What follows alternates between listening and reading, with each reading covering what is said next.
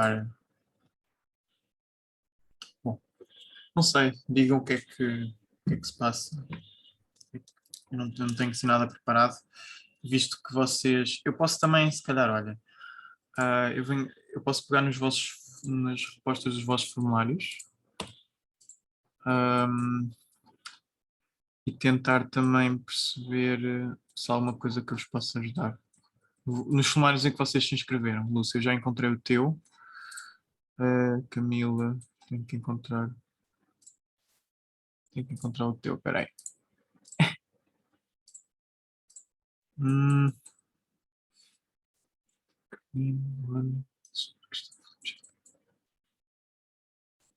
Tiago está aqui. Camila Santos.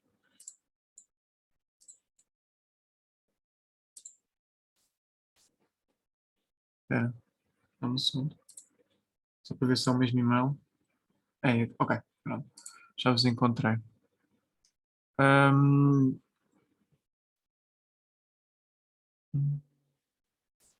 Lúcia, se calhar vou começar por ti primeiro. Eu posso também vos mostrar o que é que, o que é que vocês escreveram. Assim também. Para não se esquecerem, porque nunca se sabe. Lúcia, tu na altura disseste que já estás na área há bastante tempo. hum, Fazes também coisas. Sim, fazes também não só UX UI, acho que fazes branding, não fazes outras coisas de design gráfico ou não? Só para eu me situar. Oi? Não, a Lúcia, estava a perguntar a ela se ela fazia, se ela trabalhava com a área do gráfico e do branding. Sim, Pronto. era o gráfico, aí passei para branding, Uhum, ok. aí isso. E agora UX UI. Aí agora, aí depois, em 2017 eu comecei a ter conhecimento de Ok. UX e depois foi esse ano que eu me interessei em UX Writing. Hum, Eu estou na luta, mas querendo ou não tem que ter UI, tem que ter também o conhecimento de UI, para não ficar não é só texto, tem a parte da interface. Aí é onde entra também aquela parte do design system, que eu sou toda enrolada naquilo. sim, exato. A questão dos design systems é que para praticar é difícil, porque ou tens um bocado de ajuda para começar a construir, porque não é fácil, é extremamente são coisas muito complexas, ou então já estás em contexto de empresa em que realmente estás nessa questão. Portanto, e depois também há uma questão dos design systems que existe quem constrói os design systems e existe quem usa os design systems. Portanto, o usar e o construir são coisas diferentes. Porque saber usar também, ou melhor, usar também é preciso saber e aprender, porque são coisas bastante complexas. E nem todos têm o privilégio, entre aspas, de conseguir estar no lado da construção. Pronto. Mas pronto, acho que depois, porque o que nós, a maneira mais fácil que temos de treinar os design systems é sempre pegar nos que estão open source, não é? Nos que existem aí, que são disponibilizados, e sim podemos estudá-los. Agora, construir do zero é sempre difícil. Por acaso é algo que faria sentido até ser aí sim um trabalho de equipa. De equipe, faz sentido. Faz sentido mesmo. Uma pessoa sozinha não é. É que nem branding. Branding não dá para fazer sozinho. Tem que ter o do marketing, tem que ter o publicitário, tem que ter essa turma toda. Eu sozinha não tinha como, não. As pessoas, faz um branding. Eu, como assim um branding? Tem que ter cadê o povo? Cadê o pessoal? Não tem. Aí é a mesma coisa, né? Porque tem que ter a programação, tem a parte de programação, não tem? Code. Era o quê? Quem? Tem no Design System, eu vi algumas referências que tem a parte de programação, os que são completos, né? Sim, sim, exato. Ou seja, os design systems, portanto, tem a parte do design, não é? Mas depois aquilo tem que ser trazido em código, portanto, porque são os developers, não é? São os programadores que vão usar os componentes também. Os designers usam para construírem as interfaces, né? Mas depois os developers também têm que ir lá com o código. E esse código também tem que existir. Um, e tem que estar bem documentado, tal como está o design. Portanto, também é algo que não só os designers usam, os design systems, também é algo que os front-end developers principalmente usam também. Ai, então tem que ser uma linguagem bem acessível para entregar para eles, né? Tem que ter a comunicação bem clara. Exatamente, sim, e até há design systems que o próprio, portanto, a nomeação que eles fazem dos componentes e das vários tokens já é feita a pensar nos developers, portanto, a pensar já na implementação. Mas depois disso vai depender, cada empresa tem a sua organização, de como eles fazem as coisas. Isso vai depender de design system para design system, mas às vezes há esse cuidado em pensar, portanto, nessa boa comunicação entre os designers e os developers. Portanto, Lúcio, tu aqui falas que a minha maior pergunta é saber como conseguir ter um bom portfólio e currículo para a área de UX, e como conseguir freelancer ou um projeto na área. Vamos por partes. Tu como estás a vir da área de mais visual, não é? Por acaso, não és a primeira pessoa, ainda no outro dia falei com um rapaz que ele também está a vir dessa área, ou tem formação e trabalhou e já trabalha há vários anos na área do design gráfico, etc. E que está a tentar transitar para UX, e não são a mesma coisa, não é? Uma coisa é visual, outra coisa bem, é complexo. Eu entendi, né? É porque é mais objetivo, né? Pois, UX não é Parece fazer assim. telas, é muito mais complexo e tem É, outro tipo de processos associados. Portanto, sinto que a migração até acaba por ser um bocadinho mais difícil. Isto porque, é, difícil, eu não digo difícil, só que tens que quase fazer tudo do zero, ou tudo novo. é outra Ah, área. exato, é outra área. O que tu podias habituar mais é a questão de UI mesmo assim. Portanto, visto que tu já tens os conhecimentos de fundamentos de design gráfico, que de certa maneira conseguimos aplicar nas interfaces, ah, acabas, tu acabarias por se Sim. calhar beneficiar muito mais em estar numa função mais virada para o UI, ah, não é? Isto, Porque o gráfico é para impressão, essas coisas todas aí. Eu até fui para embalagem, não sei nem como eu estava com a cabeça que eu fui para embalagem, eu não quero mais saber de embalagem, não. Agora eu quero mesmo, é UX. pronto, Mas olha, entendi, diz, sim. Sim, mas ok. entendi. É, Desculpa o delay. não, faz mal. Ah, em relação ao portfólio, eu enviei até, eu posso-vos enviar, eu enviei um videozinho e um, uns cases. Eu não sei se vos consigo. Bem, dê-me um segundo. Eu não sei se ela está na mentoria também. Se der trabalho, tu manda depois, ou então, não sei, não precisa te preocupar com isso agora, não. Não, não, ele já está feito. Foi um vídeo, um Lume, portanto, que eu enviei à Nati. Ela está no concurso. Eu estava a ver onde é que ela estava, mas ela não está ela não está na mentoria, ela está no concurso. Aliás, acho que ela também participou na primeira edição do concurso. E, e eu enviei, ela perguntou-me também essa questão de bons exemplos, maus exemplos, ou que cases é que eu sugeria em termos de, estás a ver, de portfólio, que eu acharia que eram bons. E eu dei-lhe um case de UX bom aqui, um de UI e um case genérico. Posso-vos passar isso depois, posso-vos dar no chat, e o Lume também, o vídeo que vocês podem ver, em que eu explico um bocadinho o que eu gostava que ver num portfólio, num case study, num projeto mais do I e num mais do X. E depois dou exemplos e depois dou um exemplo que é bom, mas não se destaca. Tipo, é um case study, é só outro. Ah, Uh, sim. Pronto. E não quer dizer que ele seja mau, atenção. É um bom case study, mas não há ali nada que eu diga uau. Um, sobre, Entendi. sobre projetos. Sim, isto porquê? Porque, lá está, a área de UX, existe muitas escolas, existe bastante, bastantes pessoas júniores a tentar entrar no mercado. E isso não quer dizer que, ou seja, obriga-vos a tentarem se destacar o máximo possível. Ah, sim. Pronto, Diferenciação, né? Diferencial competitivo, né? exato, isso é difícil, não é fácil. Eita, é sim.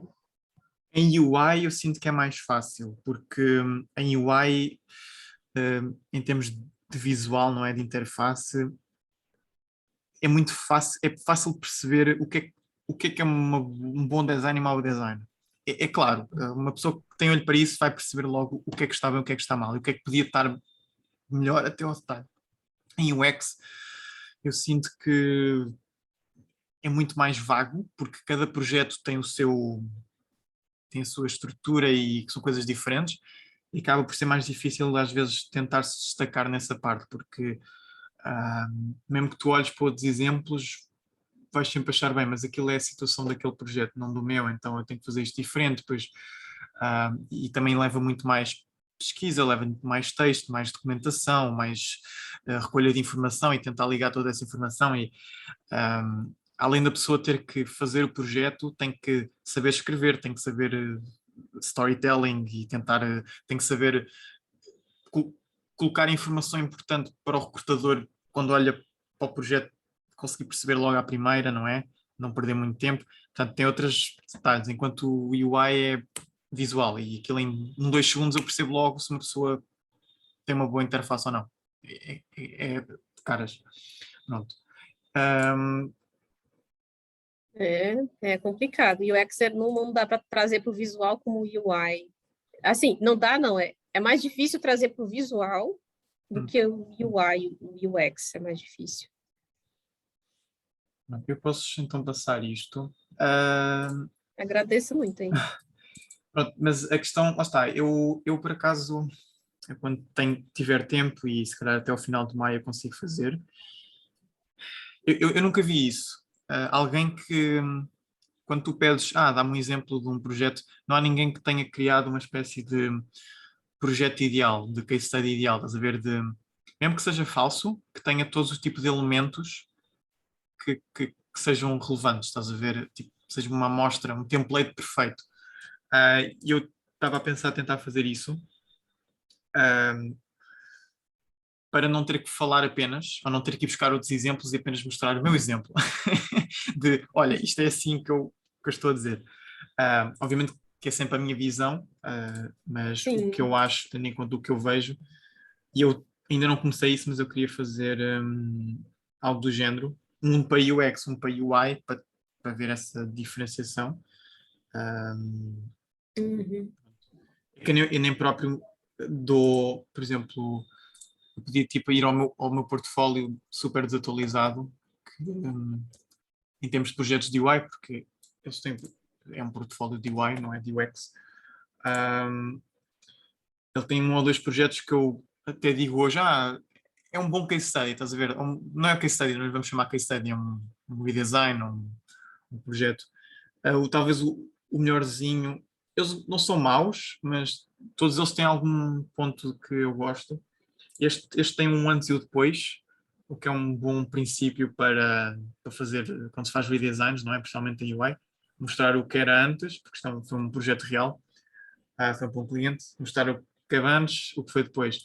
Existem maneiras melhores de mostrar isto, que eu dou até naquele vídeo, que vos vou enviar. Depois tem este que é um bocado dar o tipo contexto. Ok, isto é um projeto de UI. Eu não vou aqui passar pelo UX porque se calhar não, então ir direto ao ponto, não é? Tipo, olha, problema-solução e explicar qual é que foi a solução, não é?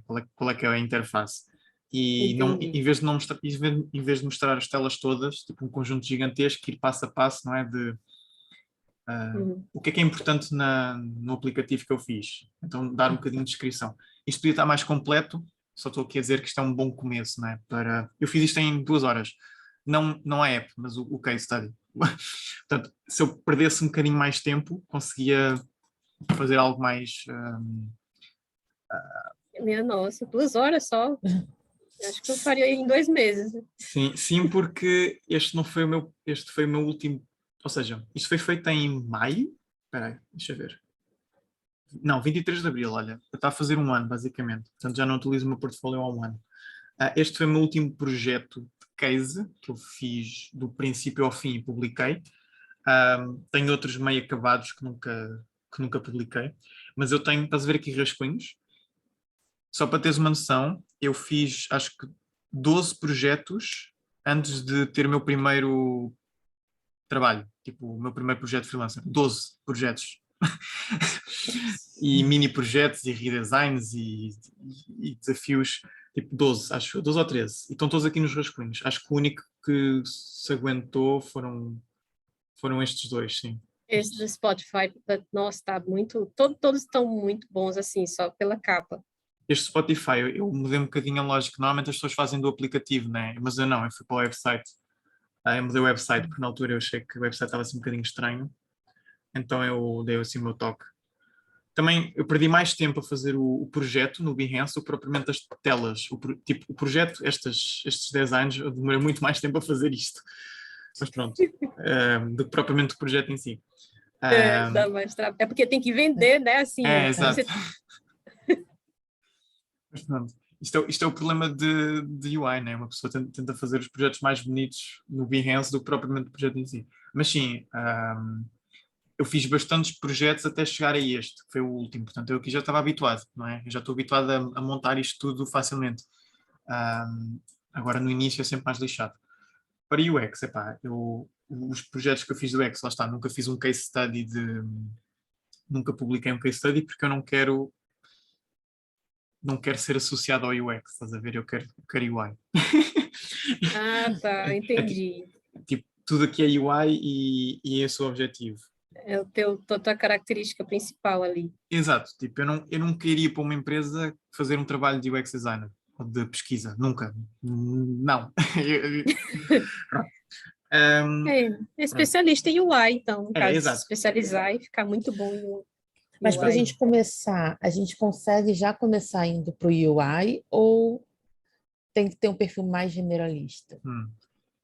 É assim, pronto, eu vou dar-te se calhar um contexto em termos aqui em Portugal. Em Porque, Portugal, não, eu estou diz. perguntando isso porque eu também tenho interesse no UI, bastante. Ok.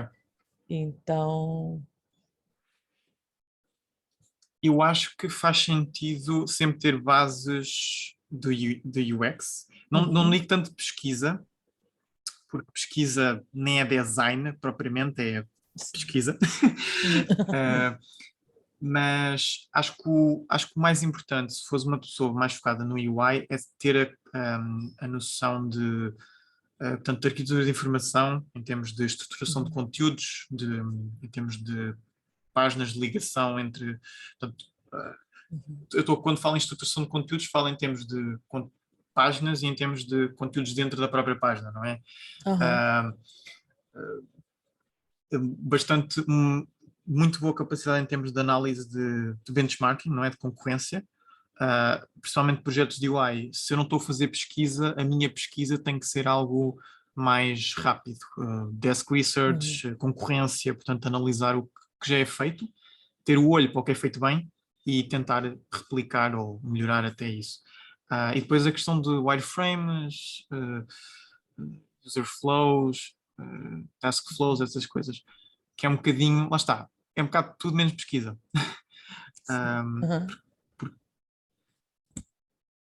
Acho que é importante ter esses conhecimentos porque permite-te começar um projeto mais atrás. Por exemplo, deixa-me ver. E com que você, desculpa interromper aí, viu, a conversa, porque tem muito a ver com o que você se identifica também, né, Miguel? Assim, por exemplo, eu gosto muito de UI, venho do gráfico, aquela coisa toda, mas eu estou muito, assim, imersa no UX agora, assim, para depois eu decidir ver o que eu quero de fato na vida. Aí, quando eu fui para UX Research, quando eu comecei a estudar, Aí eu, não, isso aqui não é para mim, não. Ela já saiu logo, Uhum. já abandonei o barco. Aí quando eu experimentei o UX Writing, pesquisando, vendo os cursos, como é que é, eu fiz um curso de introdução, né, como é que é a vida, o dia a dia do UX Writing. Aí beleza, aí eu me identifiquei. Ok. Pois, ou seja, tem de certa maneira...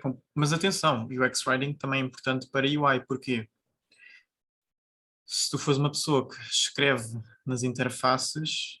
por exemplo, eu estou a dizer, não gosto de UX, não quero ser associado ao UX, mas eu sei UX Writing, sei um nível básico e intermédio ali no meio, sei o suficiente para conseguir fazer um projeto meu e escrever bem. Portanto, ter esse cuidado na escrita. E é algo que eu fui aprendendo, pronto, ao longo do tempo. Portanto, lá está. UX Writing é mais uma... e isto, Lucy, voltando se calhar um bocadinho ao que tu estavas a falar aqui no formulário, falas aqui em projetos freelancer, é algo que, que, é, que quanto mais, mesmo que normalmente projetos freelancer são mais focados para web ou para UI, porque o cliente não percebe bem, se forem trabalhar por conta própria, não é? Não percebem bem às vezes a importância de um trabalho de research tão detalhado e tão mais estratégico e mais em termos de pesquisa. Pronto. Mas, falando em estratégia também, parte importante, mas em termos de escrita, se tu conseguires não só vender as tuas interfaces, mas também vender o texto que está lá dentro, não é? Conseguires É garantir e verdade, cobrar por isso, não é? é Eu não verdade. só te vou fazer as interfaces, não só vou começar pelos wireframes e fazer tudo isso, mas também vou garantir que esta escrita é boa, estás a ver? E o que está neste botão, o que está neste título, o que está neste, neste tooltip é bom e é porque eu sei UX Isso. Writing. Pronto. Isso mesmo numa empresa que tenha uma vaga de UI Design, isso pode ser uma mais-valia, não é? Bem, se eu vou candidatar para UI Design, mas eu já tenho noções de UX e essas várias mini especializações, vais saltar à frente dos outros candidatos. Porque até num case study de UI, tu consegues, vamos aqui dar um exemplo do meu que eu não tenho, mas imagina que teria, imagina este, pronto. Eu falo aqui, tenho aqui notificações. Não, notificações.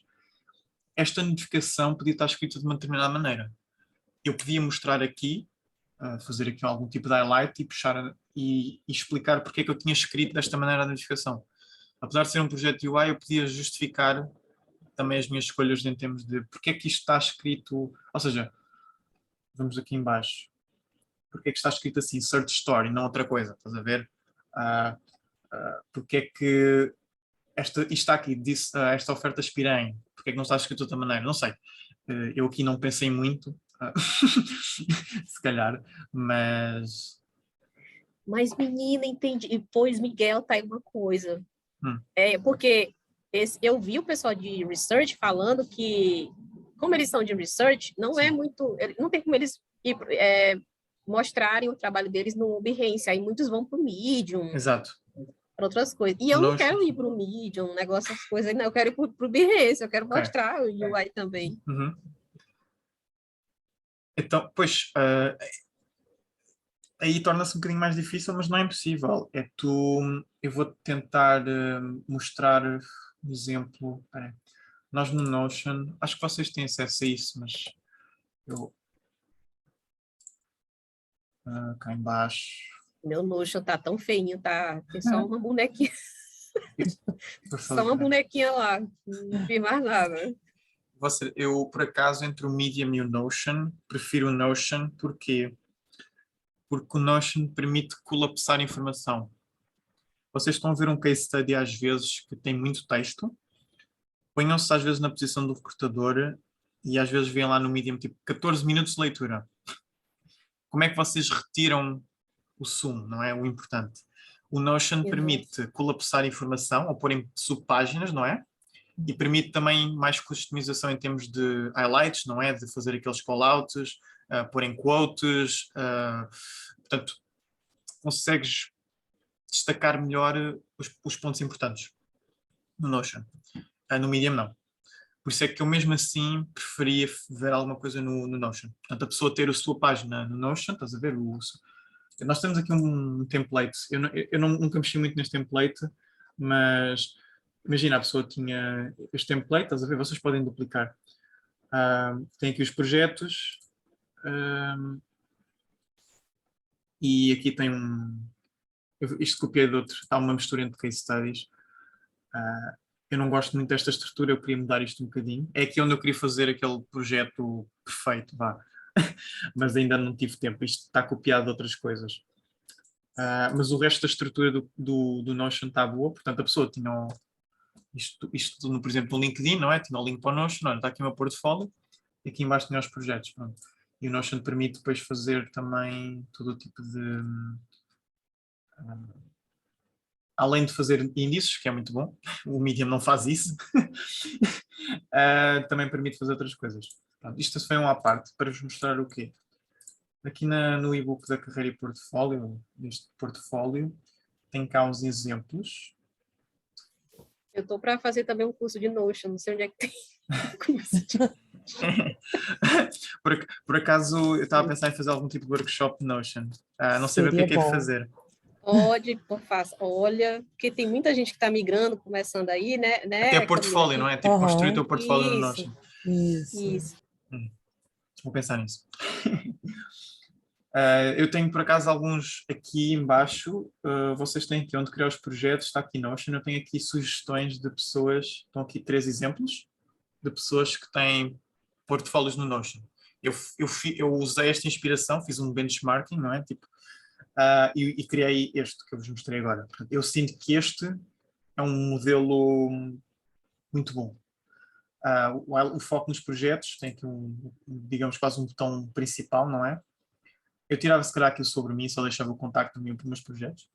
Se calhar até vou fazer isso agora. Eu não consigo mexer. Por que eu não consigo mexer? Não consigo editar, mas isto é o meu. Não me dá a deixar editar, mas isto é o meu Notion. Bom, estou a dispersar, desculpem. Aqui na parte de estrutura, eu tenho aqui vários tópicos em termos de um case study mais virado para UX, mas nós podemos retirar aqui coisas para UI também. Eu tenho aqui um exemplo, acho que é bastante ilustrativo. Eu vou-vos mostrar outro exemplo que tenho também naquele vídeo. Air France está aqui. Já abri tantas vezes. Estão a ver isto? Estão a ver aqui a interface que ele usa. Portanto, ele de um lado tem pequeno... Isto posso fazer no Behance. No Behance é fácil. Portanto, é pôr a tela, não é? No Figma. Por aquilo tamanho necessário. E depois aqui pôr umas setinhas, como nós fazemos às vezes nos user flows. E pôr uma descrição. Ou seja, justificar porque é que usamos porque é que escrevemos assim, porque é que usamos aquele elemento naquele sítio, ou porque é que tem este tipo de cor, ou pronto. E fazer uma espécie de memória descritiva ao lado. Acho que isso é relevante no projeto do I. E aqui embaixo também tem outro exemplo. 3 telas, não é? Depois aqui muito simples, não é? Aqui não dá para perceber. Mas não dá para perceber o que é que está escrito. Bolinho, é? Mas que bonitinho, um bolo. Isto é uma coisa... Isto era uma empresa de... Já não lembro do que era, mas era um projeto real, sim. Eu confesso que não gosto do UI, não gosto do aspecto do UI, portanto, quem fez isto era UX designer, claramente.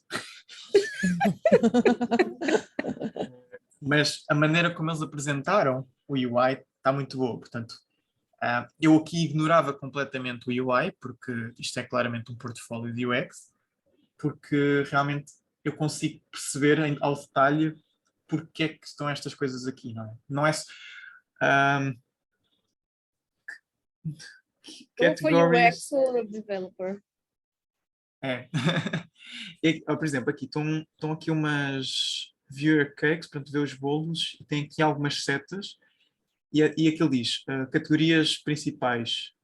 Portanto, ele explicou porque é que estas categorias eram, ou seja, um bocado de dizer, eu acho que estão a perceber o meu ponto, certo? Eu não estou a conseguir explicar muito bem, mas a lógica de Não, tá tudo bem. documentar isto.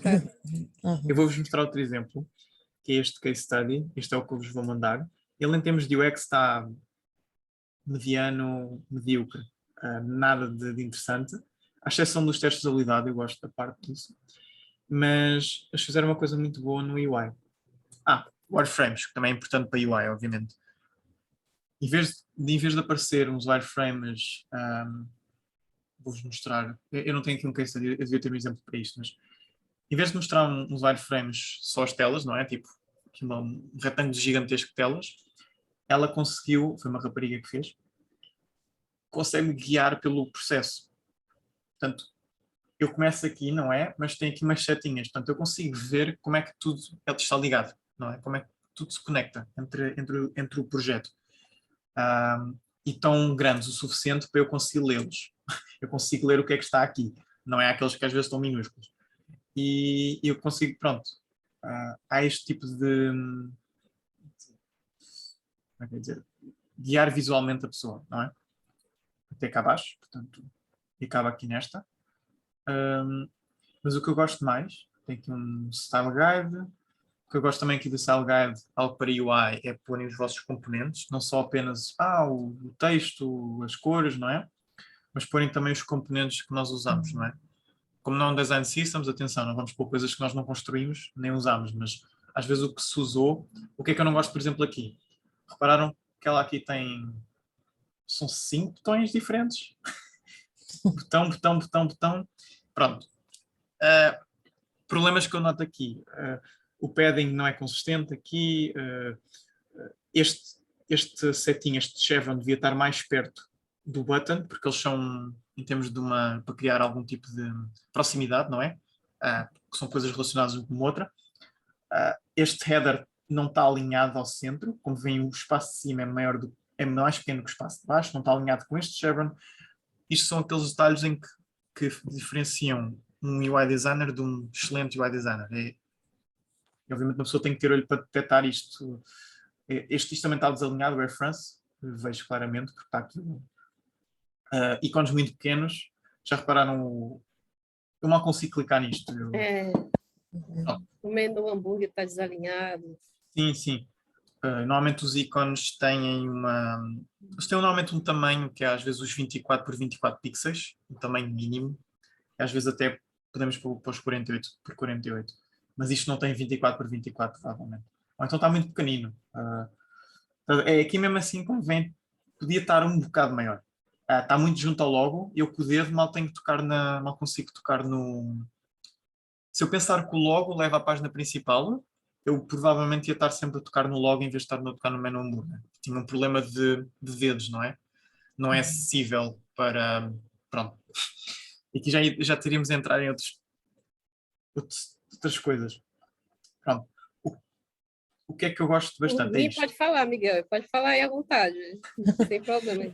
Não, pronto, em termos de, pronto, há vários tipos de acessibilidade, não é? Normalmente o que nós vemos mais é sempre a questão da cor, não é?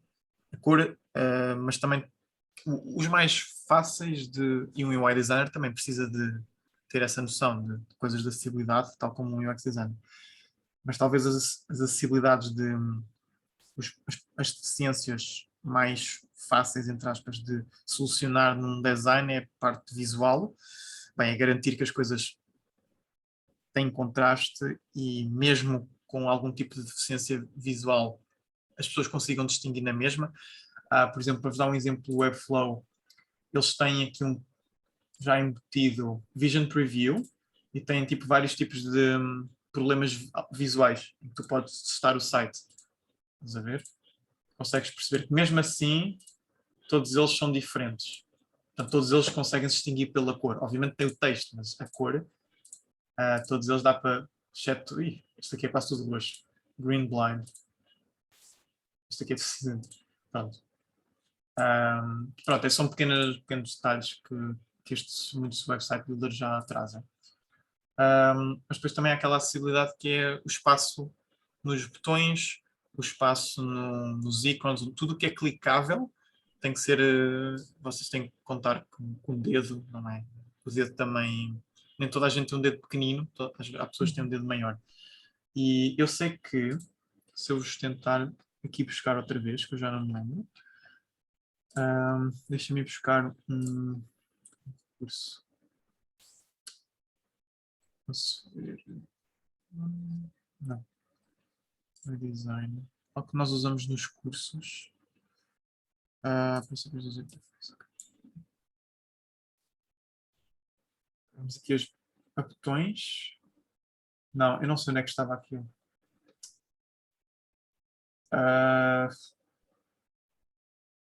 Não.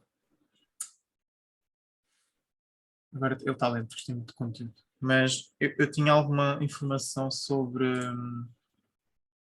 Não sei se é aqui na parte da acessibilidade. Está aqui.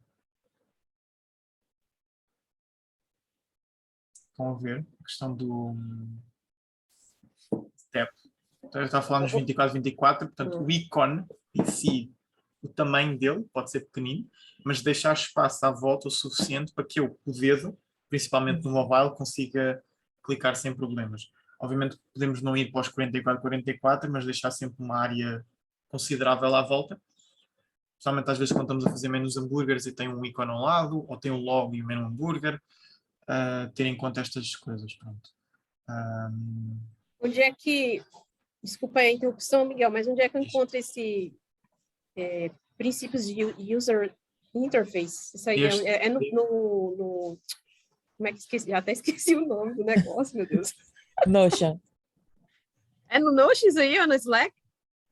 Onde é? Isto é o que... Vocês estão no concurso, desculpem perguntar, vocês são muitos no concurso. Estão no concurso do UX UI ou não? Eu não tô, nem lembro, porque eu já tentei me inscrever em um. Eu não sei se é o mesmo. Eu fico doidinha, tanto concurso aqui. Não, porque isto acho que só está para as pessoas do concurso. E isto é o que nós usamos então. isto é o que nós usamos nos cursos, nos nossos cursos. Portanto, é o material de... Tá certo. Não sei, depois eu caço esse negócio aí. Isto é, pronto, isto é algo que eu adaptei de alguns e-books que eu comprei. Portanto, é material que eu já tinha em inglês, tudo em inglês, e transformei tudo para português. Portanto, adaptei, não é? Para ser mais curto e mais fácil de perceber, mas está tudo em português. Portanto, é conteúdo original em português. Apesar das fotos, algumas eu depois alterei, por exemplo, aqui, como vem, está em inglês, mas depois eu aqui pus texto em português. Tem demasiado conteúdo sobre um bocadinho de tudo. Mas sim, é um bocado, é conteúdo restrito, digamos. só vos queria mostrar essa questão do botão. Só um sample aí pra gente aí. Exato, é um sneak peek. Mas pronto, eu só queria tentar falar mesmo essa questão dos botões, não é? Da área de clicar. Por isso é que mesmo em termos, às vezes, de call to actions, o tamanho às vezes ideal, por exemplo, isto é muito pequenino, estão a ver? Isto é um botão minúsculo. Este aqui já tem um tamanho mais decente para um botão. Normalmente eu faço botões entre ao 48 ou 52, nessa zona. Portanto, entre os 40 e os 50, em termos de altura. Portanto, a altura para um dedo pixels, portanto, é suficiente. Eu nem sei quantos é que temos nos botões aqui da Starter, no site.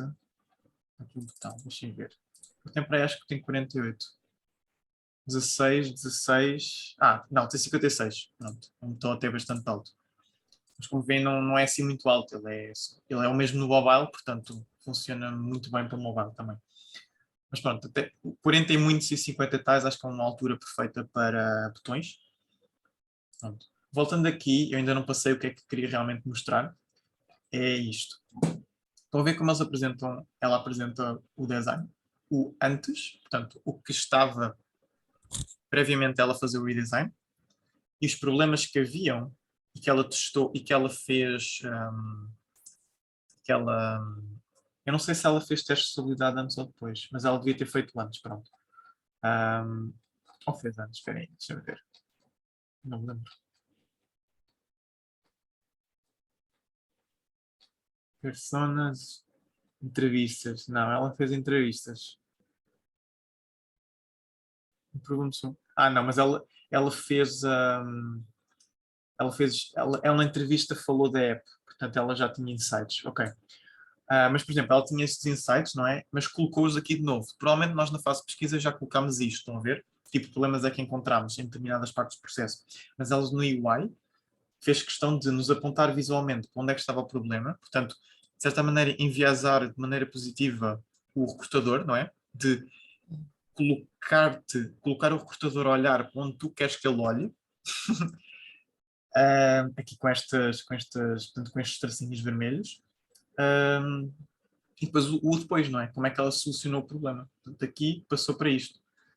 E o after, portanto, que tipo de... E de facto, poupa tempo. Ou seja, problemas, solução. Problema, solução. Problema, solução. Tão simples, mas tão eficaz.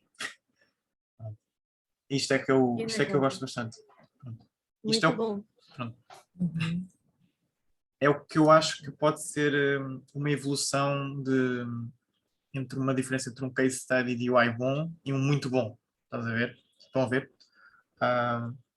Em que não só mostram apenas... E até podem fazer isto diferente, imaginem. E num projeto de UI é fácil até fazer testes de usabilidade com 1 ou 2 pessoas.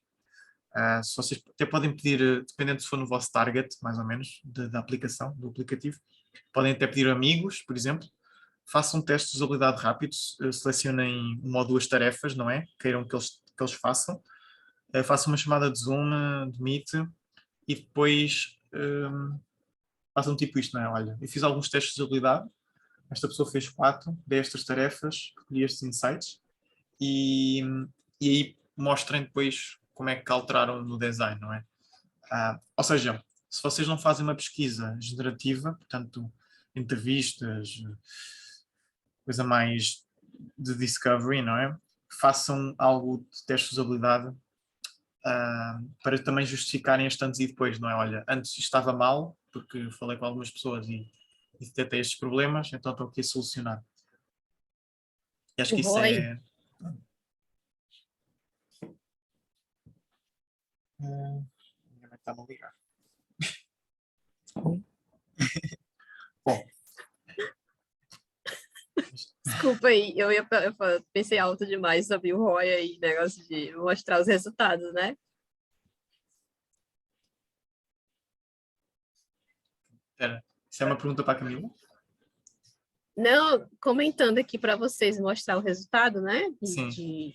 Do antes e depois, aí eu pensei no ROI. No ROI, no Return on Investment? No ROI? Espera, estamos a falar ROI. isto, certo? Isso. Bom. Tem gente que coloca no portfólio. Será que você acha que é válido, sim, você deve colocar alguma coisa assim? Colocar... Espera, como assim colocar o que é no portfólio? Os resultados, assim, no caso, teste de usabilidade, a porcentagem Sim, né, sim, sim.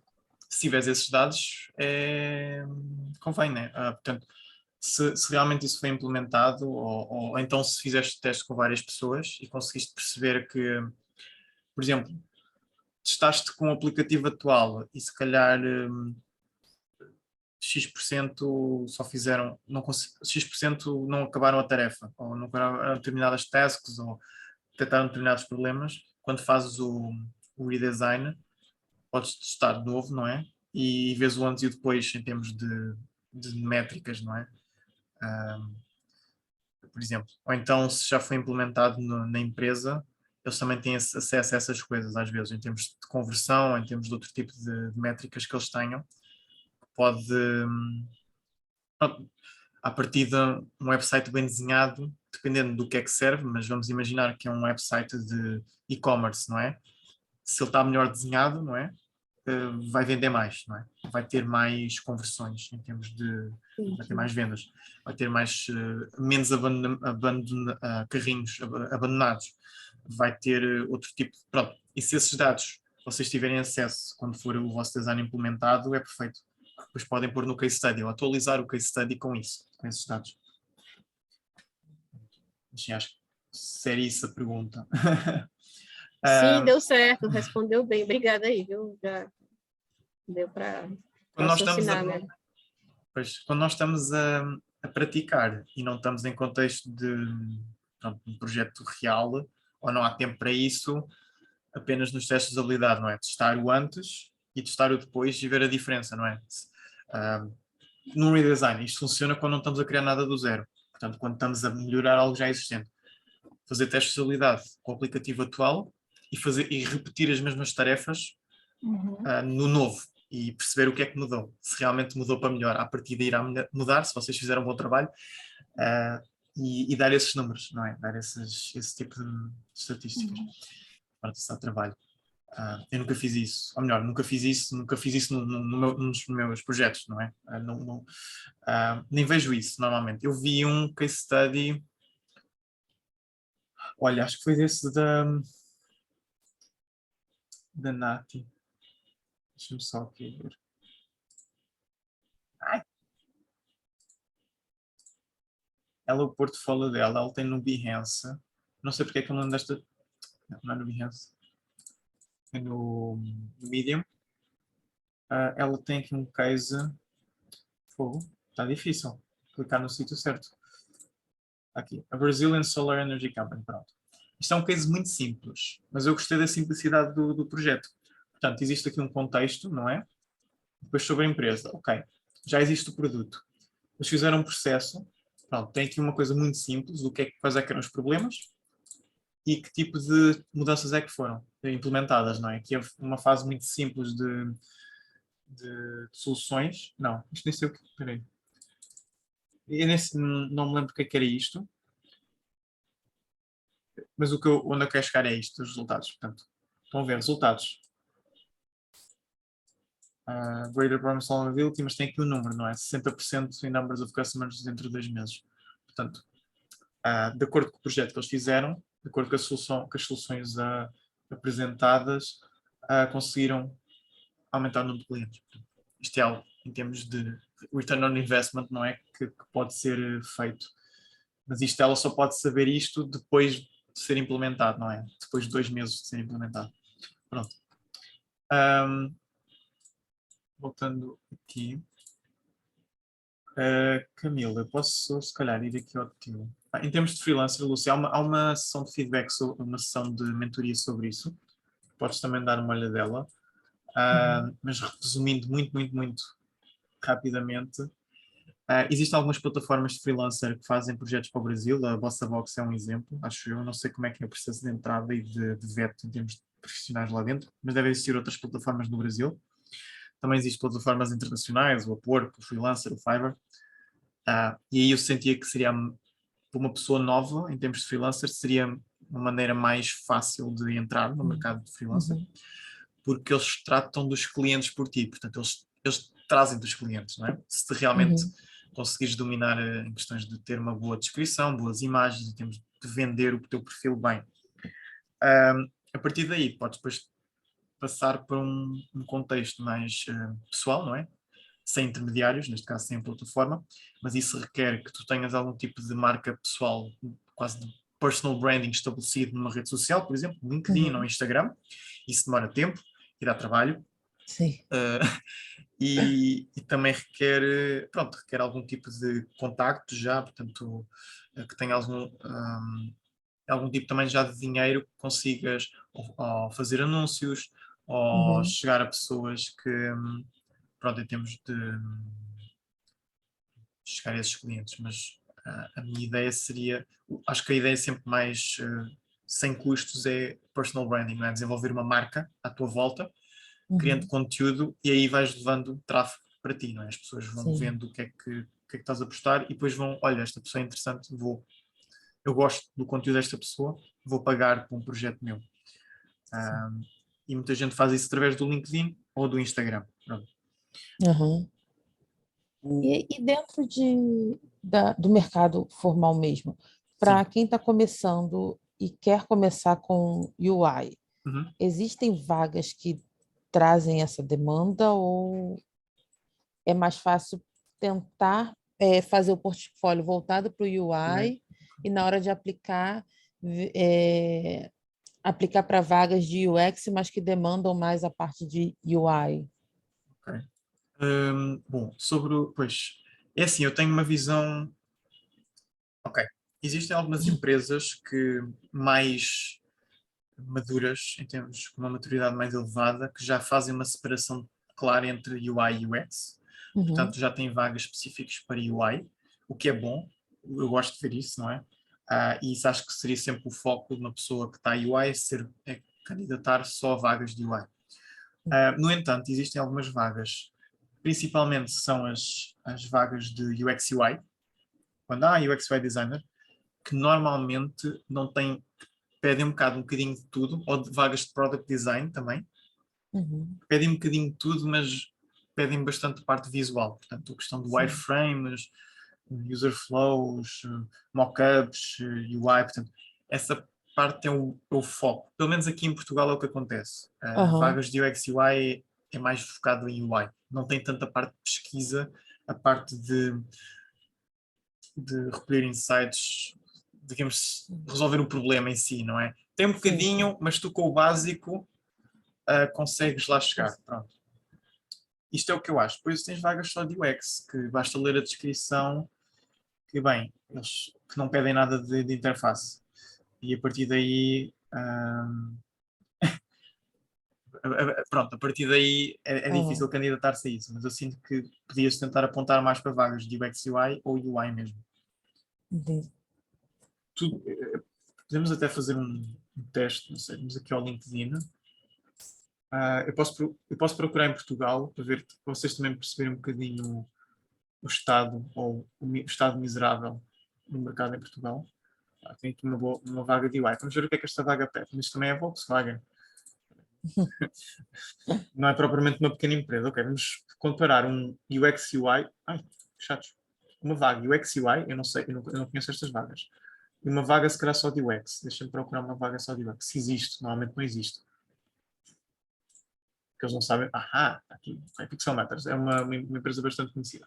Portanto, temos três vagas: uma de UI, UX e uma de UX. E vamos ver a diferença. Eu não faço ideia do que é que está para aqui. Olha, perfil. Portanto, um design pedem bootcamps, ok, faz sentido. Ou então, uma licenciatura em design. Inglês, sempre inglês, não é? Trabalhar com clientes. Se uma pessoa já trabalhou com freelancer antes, é bom. Portfólio, obviamente. Vejam aqui, experiência das systems, é algo que é de UI. Heurísticas, algo que também é de UI. Figma, algo que é de UI. E depois, coding skills, com certeza que é em termos de basic knowledge, portanto, para perceber. Como veem aqui, isto é só UI. Portanto, é uma boa vaga. Só pedem UI, não pedem aqui pesquisa, não pedem aqui wireframes, não pedem aqui arquitetura de informação, escrita, etc. Isto é uma vaga específica. Vamos aqui ver uma vaga de UX, UI UX. Como veem, é tudo em inglês. Aqui, pronto. E devem pedir em inglês, não é? Porque eles são as empresas internacionais que vêm cá contratar. Mão de obra mais barata. Ok. Improve user experience, blá blá blá. Isto não é bem pesquisa. Olha, trabalhar com product owners e designers em style features, portanto, mais UI, não é? Style guides, UI. All design experts, documentation, UI. Figma, UI. Icons, logos, UI. Mas é UI UX, mas só pede UI. Sim. Está aqui um bocadinho de UX, Customer Journey Maps, pronto, vá. Mas é uma vaga de UI UX, pronto. Mas o foco é UI. O que é que eles pedem aqui de experiência? Figma, Gira, skills de comunicação. Isto é que é importante mesmo nos vossos... A comunicação aqui pode ser tanto escrita como também falada, não é? Nós nos cursos da Starter, e há outros cursos que fazem isso, aqui em Portugal e no Brasil também há algumas escolas que fazem isso, que fazem a apresentação no final, portanto, a apresentação do projeto. Para também treinar um bocadinho essa questão das skills de comunicação e de síntese, não é? De apresentar uma coisa como se fosse apresentar para um cliente ou um outro manager ou um outro stakeholder. Pronto, eles querem aqui, olha, experiência com código, que é um bocado estúpido, mas pronto. E Bootstrap em Vue.js, que é tipo. Uma coisa é que ter conhecimentos de, outra coisa é essa experiência em trabalhar com. É um bocadinho duvidoso este tópico. Mas pronto, os requisitos são maioritariamente UI, exceção de Customer Journey Maps, e que eles dizem, é para melhorares a UI UX, pronto. Se tiveres noções de UX, entras numa vaga destas, à vontade. Tem 9 aplicantes, olha. Não sei porquê. Eles nem pedem muitos anos de experiência, eles só pedem several years, portanto, vários anos. Eles nem definem, até é bastante amigável até para as pessoas mais júniores. Se tu conseguires mostrar que tens esta experiência, uma pessoa consegue tentar na entrevista provar que merece a vaga. Vamos aqui para a vaga de UX Designer, que é uma empresa bastante conhecida, a Pixel Matters, é uma consultora, se não me engano. É um estúdio consultora, portanto eles fazem projetos por outras marcas. Blá blá blá, muito textinho. Ok, pedem 3 anos, portanto é uma vaga pleno. Ok, vê, já pede research. Uma vaga de UX já pede research. E está aqui logo a diferença. As outras vagas não pediam, esta já pede. E user research, surveys, blá blá blá. Portanto, flow maps, wireframes, protótipos, interaction. Um bom portfólio, não é? Inglês e português, sempre a mesma porcaria. Porcaria não, pronto, sempre a mesma coisa. O grande problema que eu vejo pessoas brasileiras que querem entrar no mercado português é o inglês. Muitas empresas, como até uma empresa portuguesa, a Pixel Matters é uma empresa portuguesa, é no Porto, acho eu, pedem inglês e escrevem EVAD em inglês. E aposto que a maioria dos clientes são estrangeiros. Pronto. E provavelmente eles As pedem. empresas aqui do Brasil também já têm essa exigência de inglês e português. Inglês. Sério? Ok. Pedem demais, como diferencial, né, Camila? Aham. Okay. Pois, lá está, eu sinto que vocês é mais diferencial saber inglês. Aqui em Portugal, toda a gente, mal ou bem, as pessoas sabem inglês, principalmente a população mais jovem, não é? Sim. Eu tive inglês até o 12º ano e tive o meu curso de faculdade em inglês, todo em inglês, portanto, dê-me só um segundo, a minha mãe está-me a ligar outra vez, espera aí.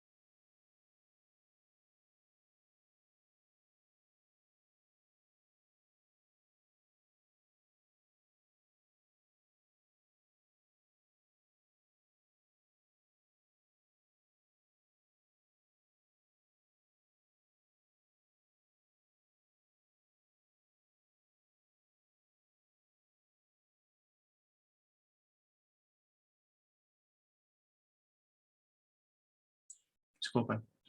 A Lúcia. Fugiu? Ih, saiu. Vou ver. Espera aí, deixa-me enviar a mensagem no Slack. Desculpa, a minha mãe estava a perguntar como é que se fazia o download de uma música no YouTube. Bom, o que eu estava. Pronto, Camila, acho que percebeste aqui a questão das vagas, não é? Portanto, tens uma vaga mais focada a UX, em que tu pede claramente coisas de UX.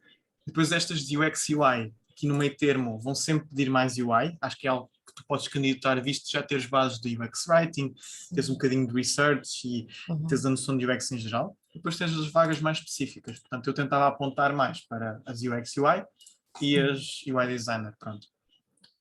Certo. É isso. Olha, já passou uma hora também. A Luciana está aqui outra vez, espera. Vamos ver o que é que se passou.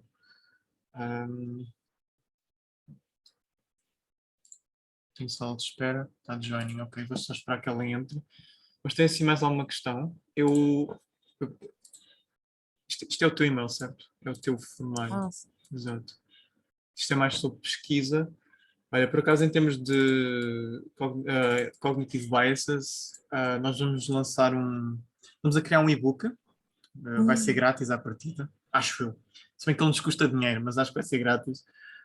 Sobre só viés cognitivos. Na pesquisa, no design, é um tema, acho que é pouco explorado. Existem algumas coisas na internet, mas acho que é super relevante, principalmente na parte de pesquisa, não é?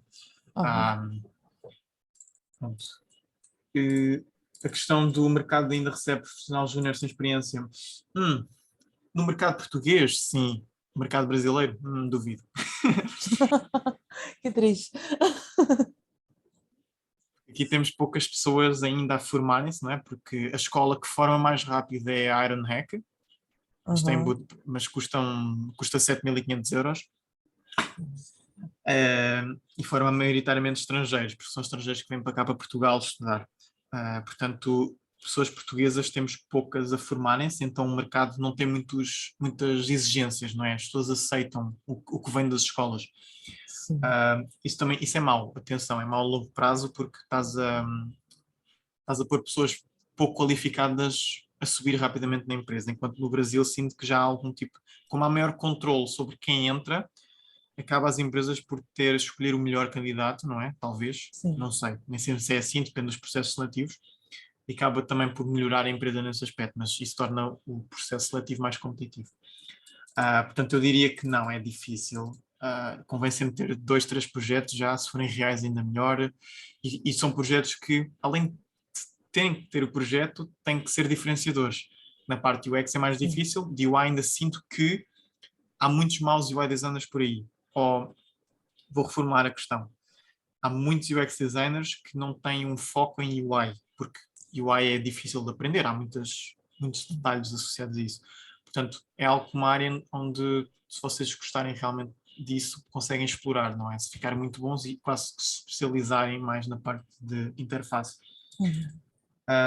E vagas pedindo experiência de 2, 3 anos, pois é aquela questão de, se uma pessoa for completamente júnior, alguém tem que estar dedicado dentro da empresa para...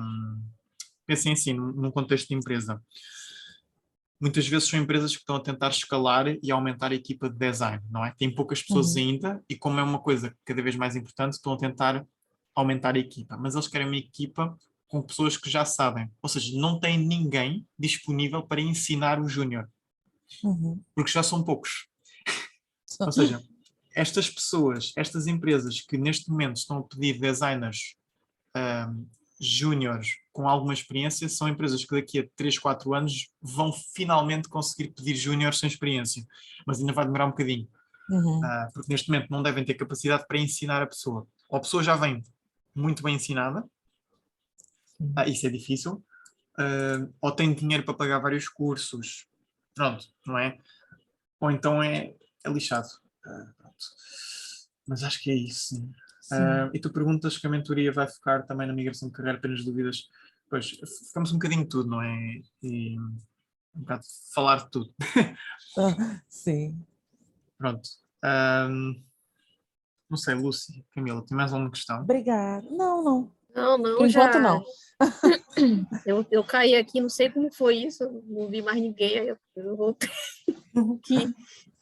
Eu só cheguei na parte do e-book, que vai ter alguma coisa aí. Quando eu vi de graça, pronto, é coisa boa. Sim, o nosso objetivo, nós estamos, são para aí 12 e-books, nós já temos alguns, no site temos uns simples. Lúcia, depois podes ver a gravação, mas nós estivemos a ver a questão, não sei se apanhaste aqui a questão das vagas, mas acho que tu apanhaste. Eu peguei um pedacinho já, bem a bacana. diferença entre uma vaga de UI, de UX UI e de UX. Pronto. Sim. Mas é até importante isso mesmo. No site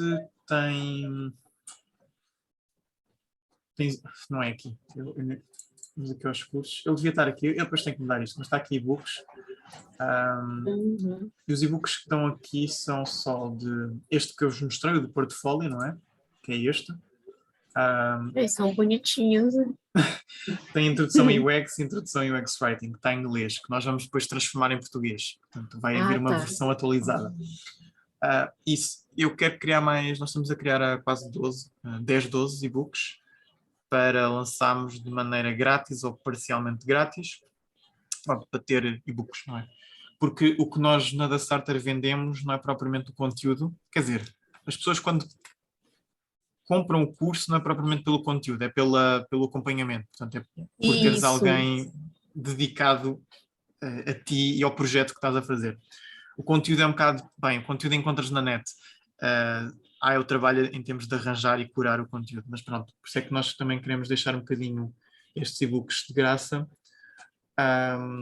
Depois vamos ver, pronto, quando eu queria lançar mais ou menos todos ao mesmo tempo, ou para aí 3 ou 4 ao mesmo tempo, mas demora algum tempo, porque é isso, sobre os e-books. Mas pronto, eu vou então fechar a coisinha, está a gravar, também vou acabar a gravação.